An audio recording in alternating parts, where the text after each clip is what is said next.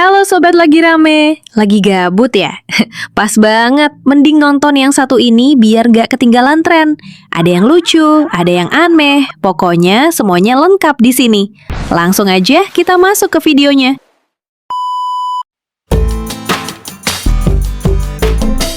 Coba deh bayangin, cewek Jepang itu aslinya kayak gimana?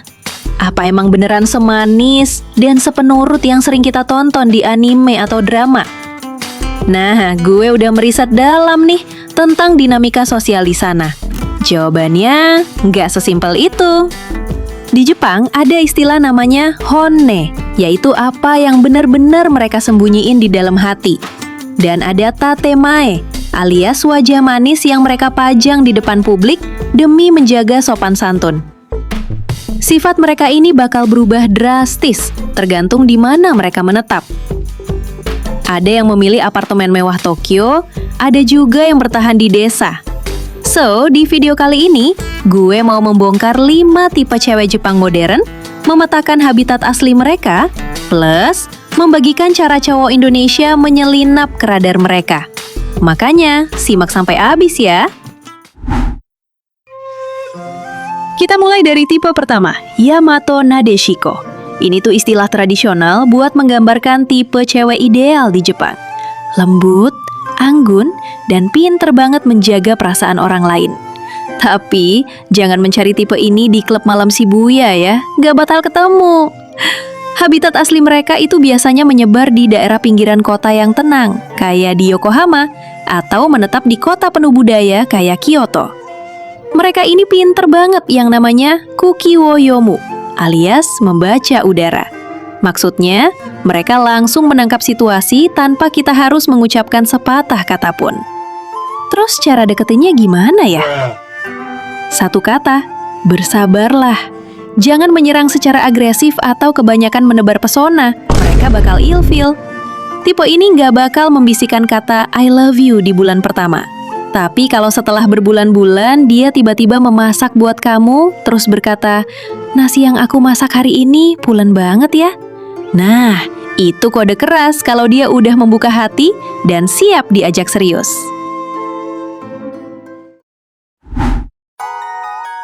Nah, sekarang kita menggeser pandangan ke pusatnya tren, Tokyo. Di sini ada tipe yang namanya Joshi Kaikei. Mereka ini biasanya menyewa apartemen modern di distrik hits kayak Shibuya atau Ebisu. Buat mereka, nongkrong sesama cewek atau istilahnya Joshikai itu wajib dijalani. Hidup mereka tuh mengejar estetika, serba instagramable. Tapi ya gitu, di balik foto-foto kafe yang lucu, sebenarnya ada tekanan sosial yang gede buat selalu memamerkan kebahagiaan di medsos. Terus, cara menaklukkannya gimana ya? Ingat, saingan berat kamu bukan cowok lain, tapi kamera handphonenya. Jangan berani-berani menyentuh makanan sebelum dia selesai memotret dari 50 angle berbeda. Tips dari gue, jadilah fotografer cadangan yang sabar dan jangan pernah lupa membawa power bank pas kencan. Next ada tipe Kyarigyo alias Career Woman. Tempat tinggal mereka spesifik banget, biasanya menempati kondominium elit daerah Minatoku atau berlalu lalang di dekat kawasan bisnis Marunouchi.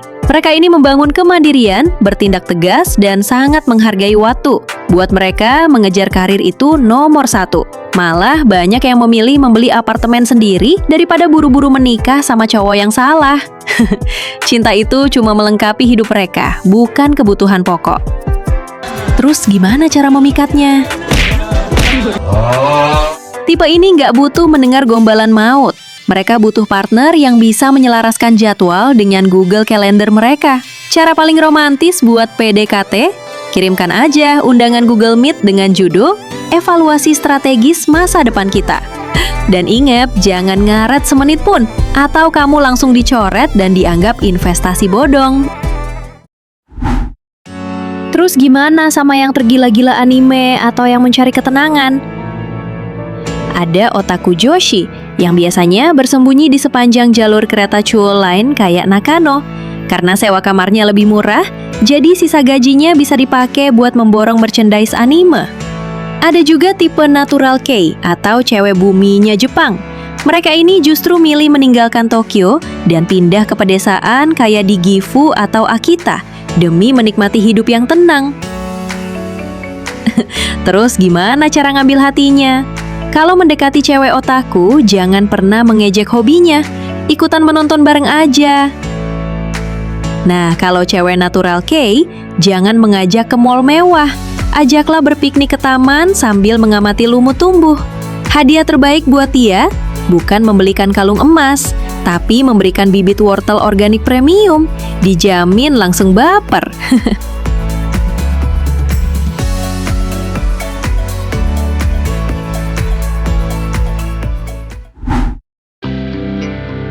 Nah, sekarang masuk ke pertanyaan paling penting. Gimana cara cowok Indonesia bisa memenangkan hati mereka? Kabar baiknya, kita punya senjata rahasia yang jarang dipunya cowok Jepang asli. Sifat itu adalah menunjukkan kehangatan. Cowok Jepang itu rata-rata memelihara gengsi atau kaku kalau mengekspresikan perhatian. Sementara cowok Indonesia terkenal ramah, suka menanyakan udah makan belum, atau refleks membantu membawakan barang berat. Hal-hal kecil kayak gitu tuh bikin cewek Jepang ngerasa dispesialkan banget. Tapi ada 2 syarat mutlak yang harus kamu patuhi. Pertama, jangan ngaret. Budaya jam karet kita itu dilarang keras di Jepang. Terlambat 5 menit tanpa kabar bisa bikin kamu diblok seketika. Kedua, harus menembak secara formal. Di Jepang ada budaya namanya kokuhaku. Kalau kamu nggak mengucapkan kalimat sakral kayak, aku suka kamu, mau nggak jadi pacarku? Mau berjalan sebulan, juga kamu cuma bakal dianggap temen nongkrong doang. Kesimpulannya, cewek Tokyo atau cewek desa, kuncinya sebetulnya cuma satu. Hormati budaya mereka, tanpa kehilangan sifat hangat kita sebagai orang Indonesia. Gimana? Makin tertarik buat berburu jodoh di sana? Atau malah pusing duluan? Coba dong tulis di kolom komentar. Dari 5 tipe tadi, mana yang paling pas sama kriteria kamu? Jangan lupa like, share, dan subscribe ya. Saya makan potato salad. Kalian mau punya mic Nah, ini? yang terakhir bonus tutorial dapetin cewek Jepang langsung dari sumbernya. Check it out. Karena di setiap kali gue upload video dan nge-live, banyak sekali dari kalian yang nanya kayak gini. Jadi di video gue kali ini gue bakal jawab semua pertanyaan kalian itu. Jadi guys, buat bisa dapet cewek Jepang atau bahkan ke Jepang, pertama kalian tuh harus bisa bahasa Jepang. Nggak harus jago banget kayak N2 atau N1, tapi minimal kalian bisa kaiwa atau percakapan sehari-hari kayak gue. Gue cuma N4, tapi yang penting kita sama-sama ngerti pas ngobrol. Soalnya ya logikanya, gimana kalian mau pacaran atau punya pacar kalau komunikasi aja gak nyambung. Jadi tips pertama itu belajar dan bisa bahasa Jepang. Tips kedua, kalian harus ke Jepang. Gue lihat di komen banyak dari kalian yang udah punya kenalan atau bahkan pacar cewek Jepang, tapi kalian masih di Indonesia. Jujur aja ya guys, cewek Jepang tuh lebih suka ketemu langsung daripada LDR. Jadi kalau kalian serius, ya kalian harus nyamperin dia ke Jepang. Nah, masalahnya ke Jepang juga ribet guys, belum urus paspor apalagi visa. Kayak gue dulu bener-bener kewalahan yang namanya urus visa ini karena ribet banget. Tapi kalian sekarang gak usah pusing atau ribet mikirin visa guys, karena udah ada Go Visa yang bisa bantu kalian buat nyelesain masalah visa kalian. Soalnya mereka bantu kalian dari awal sampai akhir, sampai visa kalian jadi. Jadi kalian gak perlu pusing sama prosesnya dan kalian tinggal berangkat ke Jepang. Tips ketiga, nah di tips terakhir ini kalian tuh harus sering puji atau gombalin dia guys. Sumpah percaya sama gue, kalau cewek Jepang tuh haus akan pujian. Jadi usahain setiap kalian lihat ada sesuatu yang berubah, kayak misal gaya rambut atau pakaian, itu wajib kalian puji guys. Gue yakin dia bakal salting dan bakal anggap kalian tuh beneran suka sama mereka, karena merhatiin hal-hal kecil tentang dia. Gak perlu kasih barang mahal atau branded, cukup bawain bunga terus sering-sering puji mereka, itu udah lebih dari cukup guys. Nah, jadi segitu aja dulu ya tips dari gue guys.